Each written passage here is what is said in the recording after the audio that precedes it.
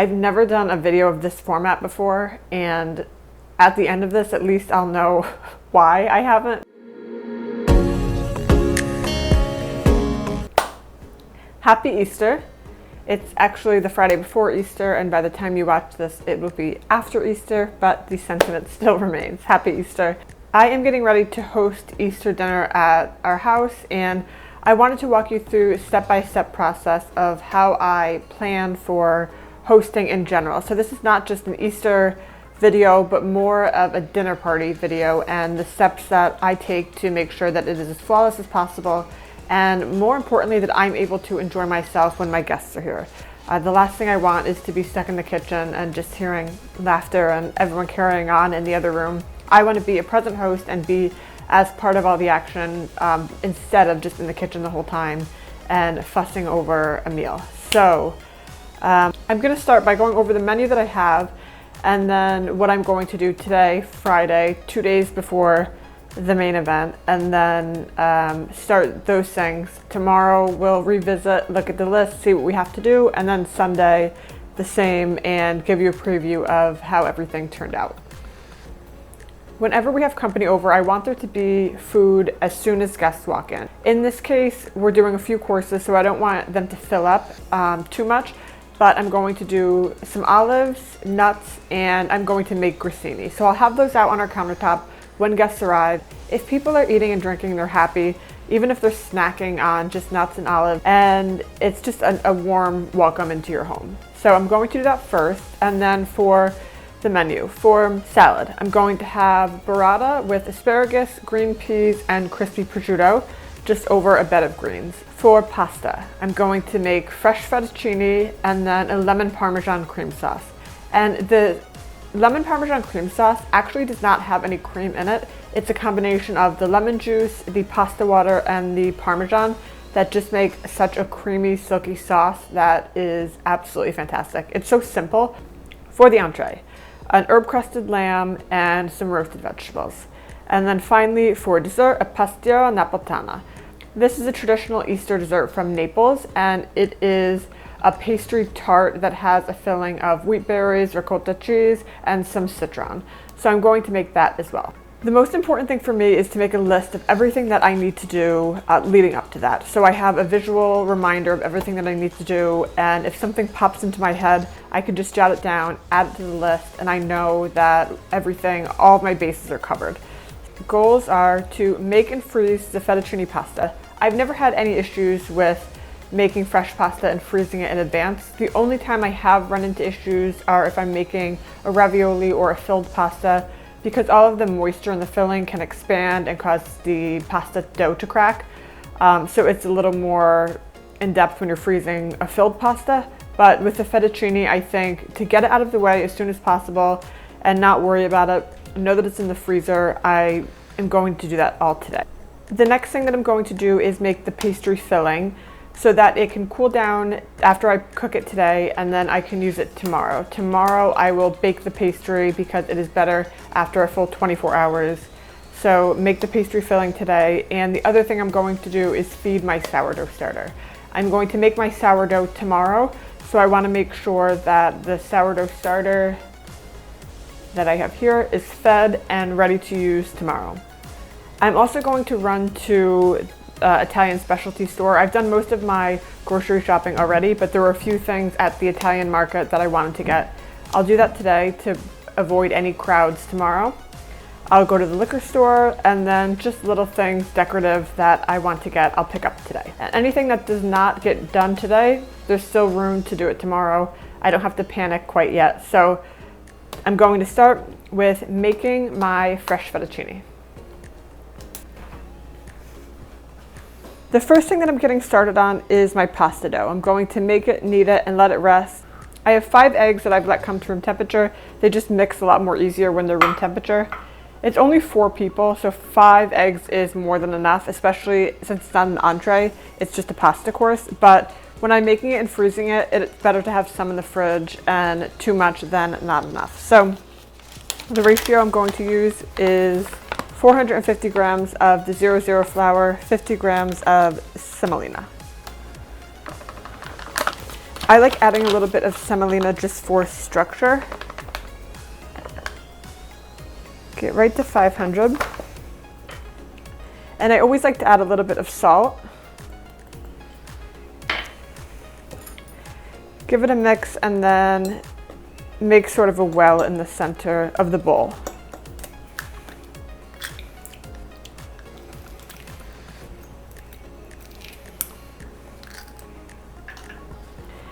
And a squeeze of olive oil.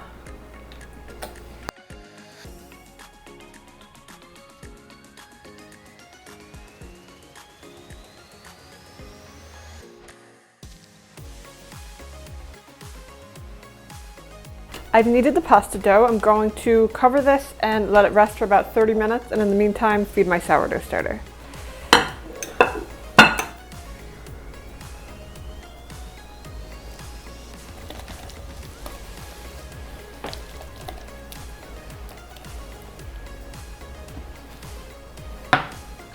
I have fed my sourdough starter and can officially check one thing off the list.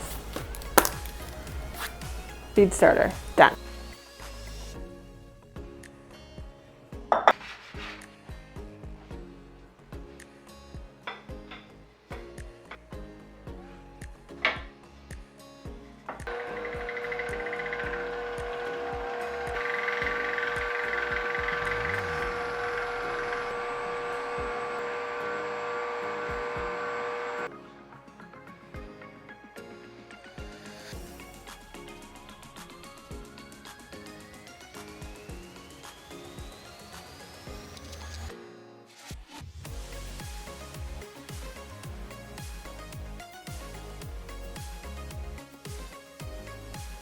This is exactly the kind of mess that you just don't want to deal with right before you're hosting. Another reason why I like to do it in advance. And while I've never had an issue with using frozen pasta, what I do find is if I wrap it too tightly and freeze it like this, when I'm boiling it, the center doesn't thaw and cook as quickly as the edges. So if you are freezing it, I just recommend wrapping it a little more loosely around your hand. And then placing it on a parchment lined and semolina dusted baking sheet. I'm going to freeze them in a single layer like this, and then I'll transfer them to a Ziploc bag so that they're sealed once they've been frozen separately to prevent them from clumping together. So another thing checked off the list.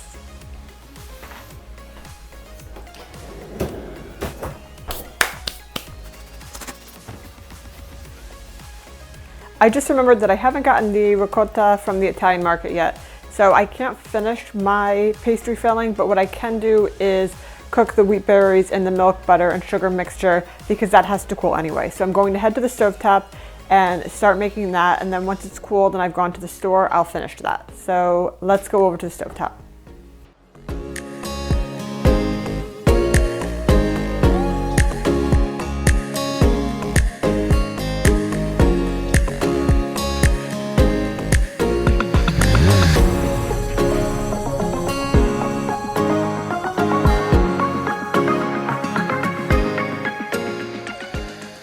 I'm pouring the cooked wheatberry mixture into a bowl. And I'm going to cover it with cling wrap, pushing it against the surface so that the skin doesn't form.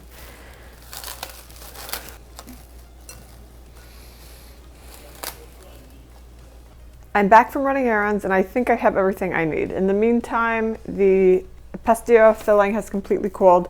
So I'm going to put all this away and then start making the filling.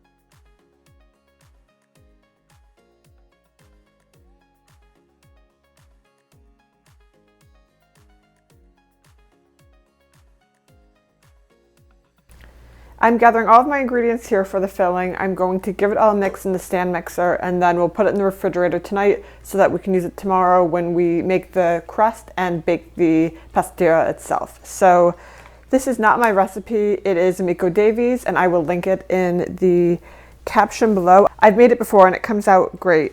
I would say the only deviation from the typical or rather classic Italian recipe, is that in the crust that we'll make tomorrow, butter is used instead of lard, and in the United States, lard is not readily available, so that is the main reason that I initially made it. And I love the recipe so much that it has become the one that I make year after year. I measured out my castor sugar, set that aside, and then my ricotta cheese, 350 grams as well. Okay. The other ingredients that I have are 2 eggs, 2 egg yolks, the cooked grain mixture, cinnamon, ricotta cheese, and the orange blossom water. Did I mention cinnamon? Cinnamon's in there too. Orange blossom water is incredibly potent. So if this says a tablespoon, do not use more than a tablespoon or it will taste almost like perfumey. When it's done in the right amount, it's floral and beautiful, but it can get overpowering quick. So just use with discretion. And I'll show you, this is the bottle that I use. Ideally, the cheese and eggs are at room temperature. The cheese is still a little cool since I just got back from the store, but it should be okay.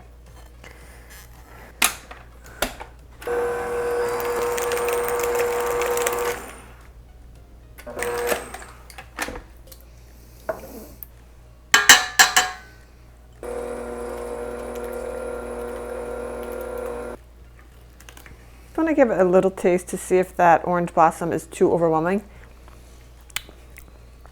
It's not. It just smelled so fragrant when I was mixing it in that I got a little nervous. All right.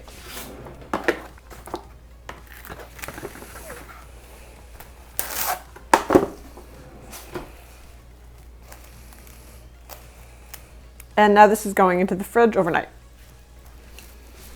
If I can find room. Let's move some things around in here. Okay, move that. We're good.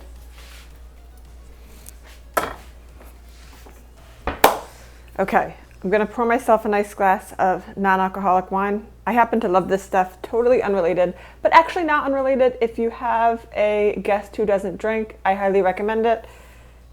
I'll link that in the caption as well. A hostess should never be hungover. That brings us to tomorrow. Okay, tomorrow on deck, make the sourdough dough, which will then be refrigerated to be cooked on Sunday. Then I'm going to make the pastry dough for the pastiera napoletana, and I'm going to bake that tomorrow because it needs 24 hours before we can eat it on Sunday. I'm going to make grissini. I'm going to set my table, and I'm going to run out to get just fresh flowers, and that is about it. But with hosting, there's going to be a million other things that come up. Tonight, I still have to make dinner for my husband and I, clean up after that.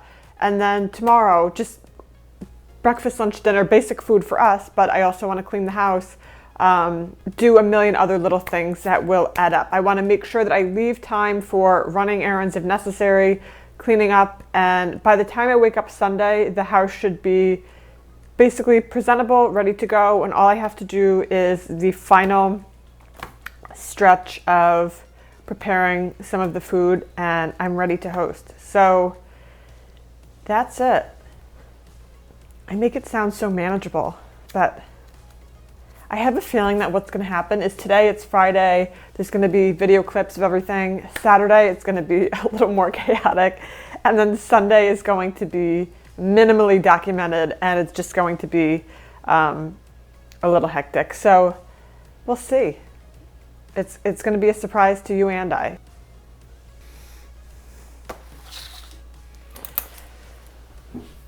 Happy Saturday. It is 9 a.m. and I just got back from going to Whole Foods. I got some flowers for my table arrangement for later. I have to put these in water, and once I decorate the table later on, I'll put them in a vase. Make the sourdough dough, finish and bake the pastiera, make grissini, set the table, and I went to Whole Foods and got my flowers. So let's get into it. But first, espresso. I'm going to start with feeding my sourdough starter because in about 3 to 4 hours, once it has doubled in size, I'll start making the actual dough itself. So I'm going to start with that and then we'll go from there.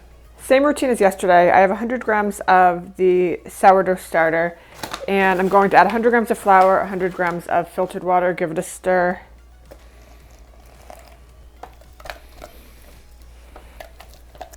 Set this aside.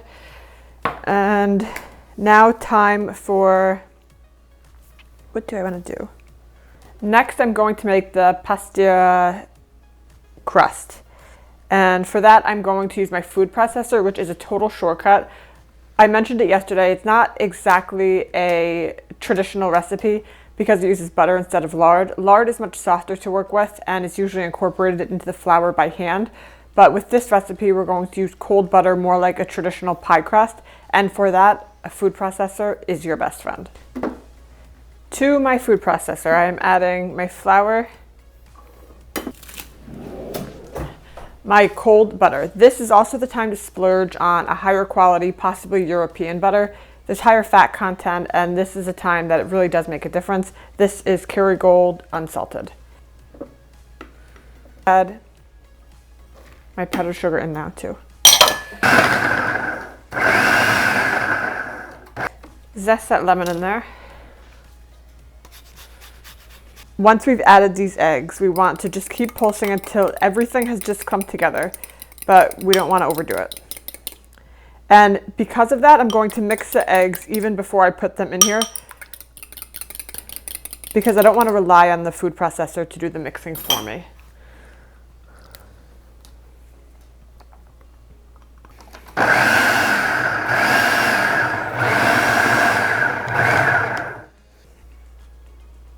Lightly flour your countertop and turn this out. Refrigerate this for at the very least an hour. Next up, grissini. These are from the Italian snacking cookbook, Anna Francesi Gas. Very authentic recipes that you will love, and you probably have not heard of some of them, so give it a try. I'm going to link this as well.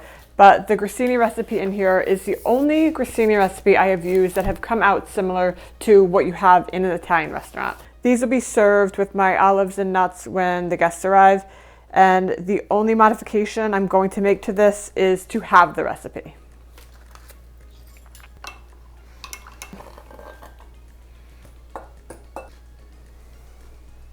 1 1/4 cup divided by 2 is just over 3/4 cup. 1 1/2 cups. Okay, so just under 3/4 cup. Final answer. Okay, this is foaming. We're good.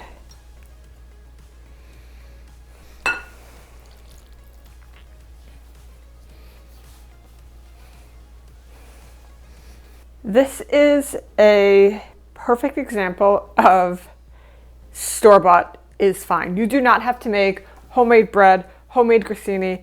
If those aren't things you're comfortable with, it is going to be much better for you to just go buy them and focus on other things.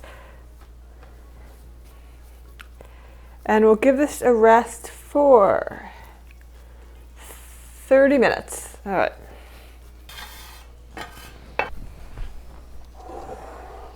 I'm back to my pastiera filling that we made yesterday. It's been in the refrigerator overnight. The only thing I have left to do is add some candied citron to it. Candied citron can be hard to find. I ordered it on Amazon, but it can often be at Italian specialty stores.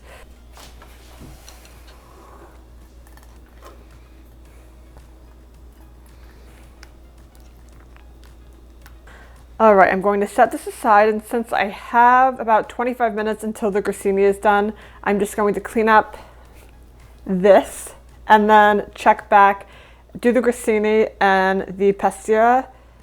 After that, all I have left to do today is set the table. Like, we are cruising through this checklist. It is not intimidating. It is not something to be fearful of. Host a dinner party, do it. You can do it. All right. Now, gonna clean up my mess.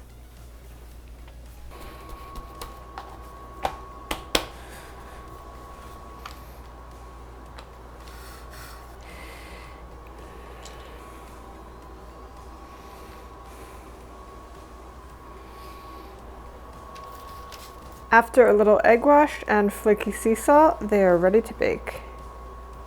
The grissini are out of the oven and they look great, but you know, there's only one way to find out, and quality assurance. I wouldn't be a good hostess if I didn't try them.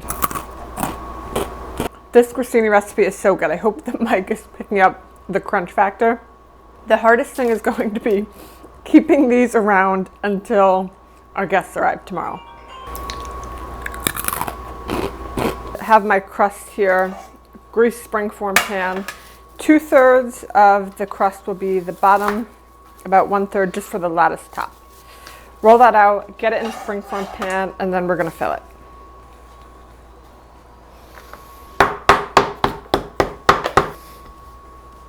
My advice for this is to keep turning the pastry dough so it resembles a circle as much as you can, and also by moving it, it prevents it from getting stuck to the work surface. I fold this in half so it's easier to lift. This will cover the base of the springform pan and then push it up the edges as well. Just from working with this that little bit, it has started to warm up, which I don't want. So I'm actually going to pop this in the fridge for a few more minutes before I continue to work with it. Okay, I really have to stop messing with this because it's getting too warm. Okay, in the fridge for a few minutes. It's coming together, but I still want to press it in more and it's just getting too warm. In the meantime, what I'm going to do is my lattice top. Just make this in a rectangle. Again, working as quick as possible. Okay, if I can do 7 1-inch pieces, I'm in good shape here. 1, 2, 3. This is way too warm. It's sticking to this. Okay. I wish these didn't get so warm, to be honest with you, but I'm going to try my best to transfer them and pop them in the fridge. These do not look as neat as I had envisioned.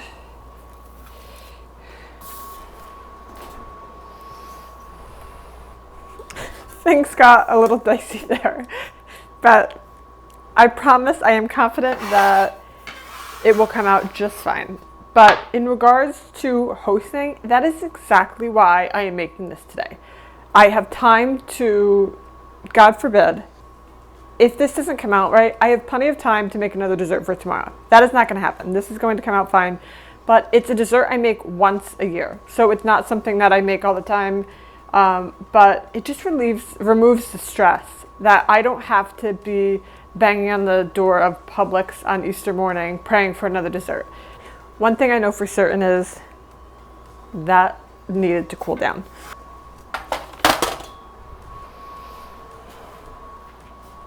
Over the past like 40 minutes, the sourdough has risen quite a bit. If you want the full in-depth look at how I make sourdough, I'm going to link the YouTube video for that. But right now I'm just going to breeze through it. 300 grams of filtered water, 150 grams of active sourdough starter, 500 grams of bread flour. Give this all a good mix and we're going to check back in an hour and continue the bread making process.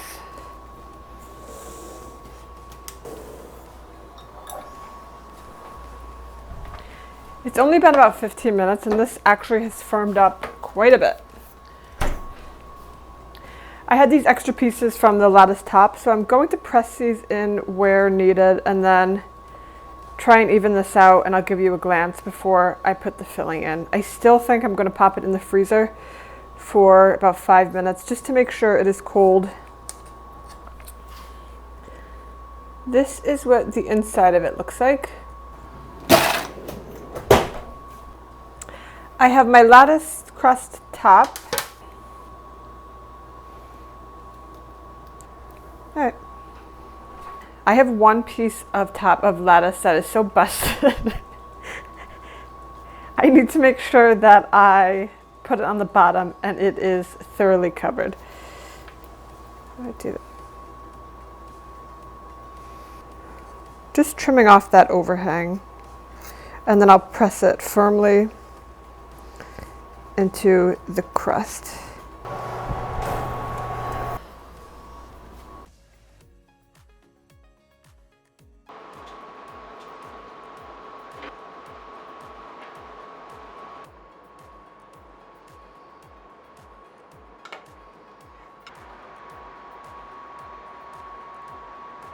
The pastiera is out of the oven. It baked for just over an hour. It's going to cool it to room temperature, and then I'll put it in the fridge overnight. A few hours before company arrives, I'll take it out of the fridge, dust it with powdered sugar, and it will be ready for dessert. The only thing I have left to do is finish the sourdough. That will also ferment in the fridge overnight, and then I'll bake it tomorrow. The table is set. Everything else has been done. The only thing I have left to do are the dishes. As you can imagine, I have so many dishes to do. It's not even 2 o'clock. The rest of my day is wide open. I'll see you back tomorrow for the final leg of Easter dinner. Good morning and happy Easter. It is officially the day of, and now time to tackle a few important things. On the day that I'm hosting, I like to work backwards with my schedule. So company's coming over at 5, which means I like to be ready at 4, just in case any other things pop up.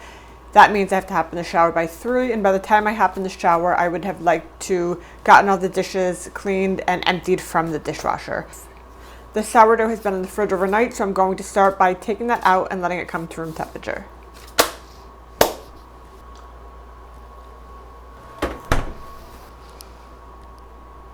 Since we've done our final rise, when I'm working with this, I'm going to be very gentle, and all I'm focusing on is shaping it into a loaf.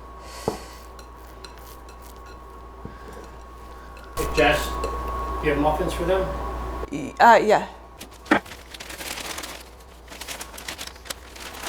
Okay, time out while I bring my neighbors over some blueberry muffins.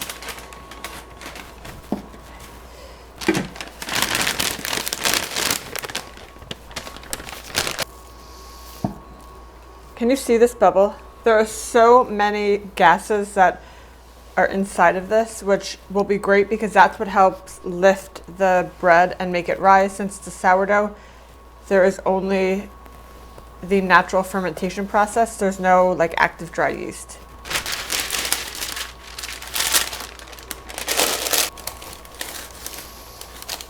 Next up, my asparagus. I'm going to cut it, boil it in salted water for a few minutes, blanch it in an ice bath, and then put it in the refrigerator so I can add it to my salad later.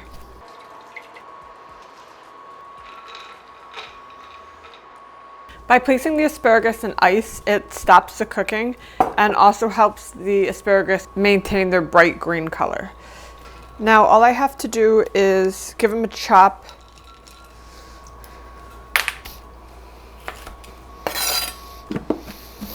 Into the fridge until we make our salad.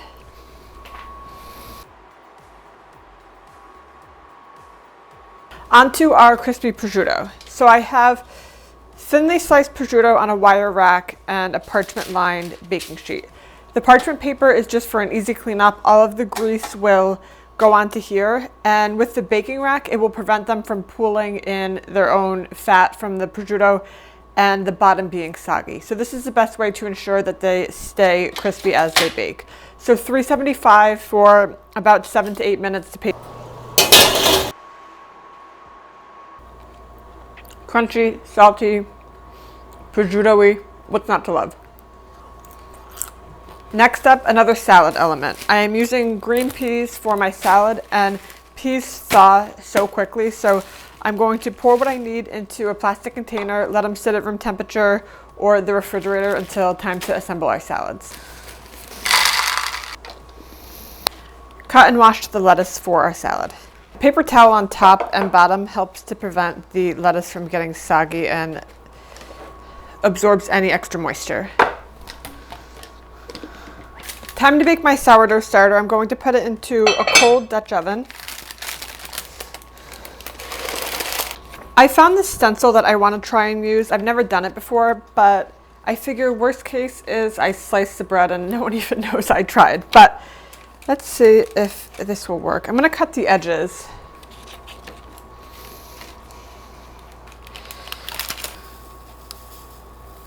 Carefully lift off the stencil. Okay, it looks pretty good.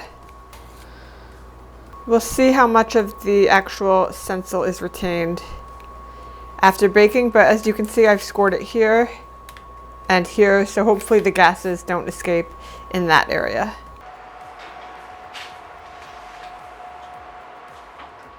Time to juice some lemons for my pasta sauce. This thing gets every single ounce of lemon juice or citrus juice out, so it is worth it to use it, and easy cleanup. I really like this kitchen tool. I removed the lid of the Dutch oven and turned it down to 450 degrees. That's going to cook for 40 more minutes. I always freshly grate my Parmesan cheese, but this recipe in particular, if you buy pre-grated Parmesan cheese, then there can be additives added that prevent it from clumping or sticking together, which will also prevent it from melting and being as smooth as I want it to be. So for this, it is imperative that it's freshly grated. These ingredients are really going to shine. This is a 48-month age Parmesan cheese, and if you are buying Parmesan cheese and it says Parmesan and does not say Parmigiano Reggiano, it is not authentic Parmesan cheese. Make sure the rind is stamped Parmigiano Reggiano. Now, back to grating. Just look at how light this is. It's like Parmesan cheese snow. So I'm going to wrap both my Parmesan cheese and the lemon juice, put them in the fridge until I'm ready to use them, and here's how I'll make the pasta. I'll boil my fresh fettuccine until al dente, and then I'm going to move the pasta to another pan off of the heat. To that, I'll add the Parmesan cheese, lemon juice, some pasta water, and a little cold butter as needed, maybe a pinch of sea salt, and toss it all until it is combined and forms a beautiful creamy sauce.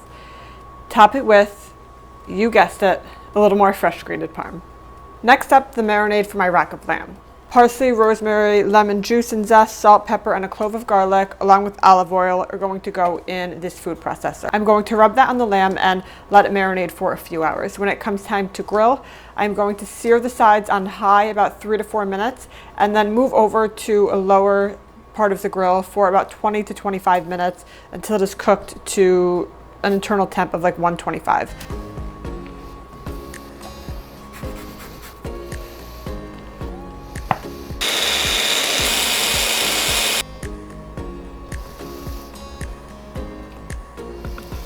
The final stretch. The sourdough is out of the oven. It actually came out really cute with the stencil, so I'll link the Etsy shop where I got them. They have a ton of different stencils. Next up, I'm going to chop my washed russet potatoes, and I also have some sweet potatoes, so I'm going to use those as well. I'm going to parboil the potatoes for a few minutes and then also bake them. So all I have to do when company arrives is warm them up essentially. I'll roast them for about 15 minutes on a greased baking sheet, and then I'm going to do the same with the carrots. So peel them, cut them, drizzle in olive oil, put them on baking sheets and roast them until they're about halfway done. Then I'll cover them in aluminum foil and just store them right inside of the oven so it doesn't take up any extra room, and when the time comes for dinner, probably around the time that I put the lamb on the grill, I'll just warm them up.